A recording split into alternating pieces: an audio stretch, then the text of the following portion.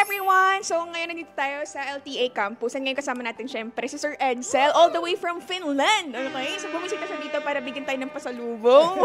Napaka-sweet naman kasi sobrang, alam mo yun, naalala niya pa ako na bigyan talaga ng pasalubong. And I really appreciate, of course, chocolate from Finland.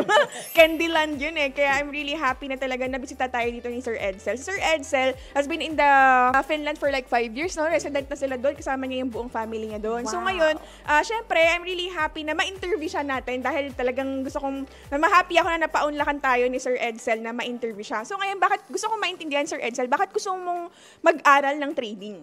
Yung knowledge ko, kumbaga gusto kong mag-gain pa, madagdagan pa siya para hindi lang yung paglilinis lang sa Finland yung alam ko. At least may contribute ko rin sa mga pamilya ko doon. Marami kasi kami doon. So gusto kong matulungan din sila, maturuan din. Ma-introduce din tong LTA na the best talaga. So ngayon, ano ulit trabaho niyo sa Finland po? Isa akong cleaner sa isang private hospital, orthopedic hospital siya. Yung isa is sinihan siya.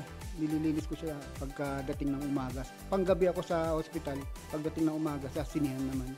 Grabe ang sipag, no? Nung nagpunta ako sa Europe talaga, grabe ang sisipag ng mga Pinoy natin dyan sa Europe kasi hindi lang sa trabaho nila, mas madalas. Yung nagpunta nga ako ng Italy, mayroon doon 5, siyamang trabaho. Totoo yun. Bakit ganun? Bakit ganun yung setup ng trabaho nyo? Ang daming trabaho nyo doon sa Europe. Parang wala na kayong pahinga.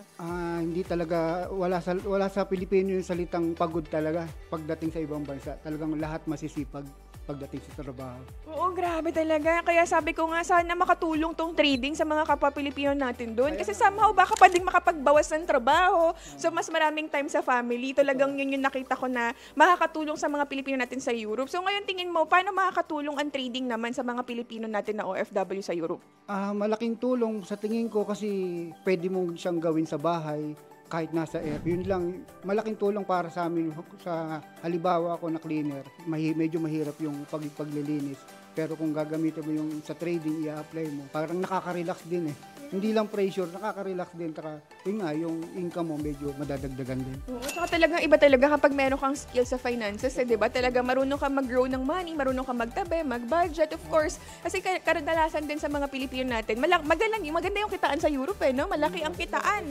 Pinakamababa nyo ata dyan, 1,800 euros sa isang buwan, no? Mababa na yun, di ba? Pero malaking pera yun, guys. However, the problem with Filipinos is they don't know how to manage their money. They don't know how to grow their money. So, I believe na itong si LTA will be able to help yung mga Pilipino natin dyan na talaga magkaroon ng other source of income, especially sa financial market, di ba?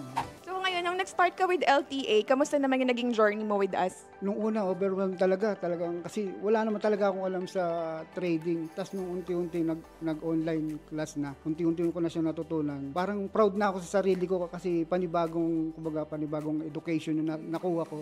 At napaka-the best talaga ng LTA magturo ng mga coaches. 100% taas ang kamay ko sa kanila.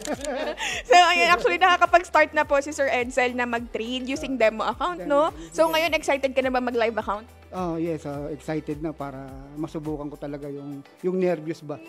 Do you think ready ka na ba emotionally, psychologically? Kasi ibang usapan na kapag live money na yan eh. Bali, yun yung pinaghandaan ko talaga bago ko simulan yung sa live account, yung risk management na natutunan ko sa LTA na napaka-the best. Wala akong masabi. Oo, kasi talagang yun yung hina-highlight natin dito sa LTA. Kailangan talaga proper risk management para once na pagpasok mo ng live account, prepared ka na mentally and psychologically and emotionally. Yes, kasi talagang tatamaan ka talaga dyan sa emotion mo. Kahit demo account nga, di ba parang... Yung demo pa lang, naha-high blood na ako eh. Paano pa kaya sa live? Pero pinaghandaan ko yun na inaral ko lahat ng tinuro ng mga coach ng LTA na ganitong gagawin pagka na-experience mo mga bagay na may mga losses sa trade.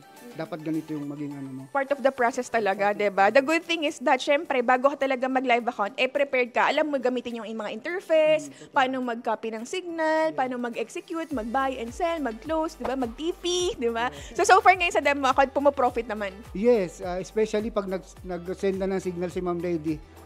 Taas na yung mga balahibo ko sa sigurado na. Pero syempre, wag laging aasa ron.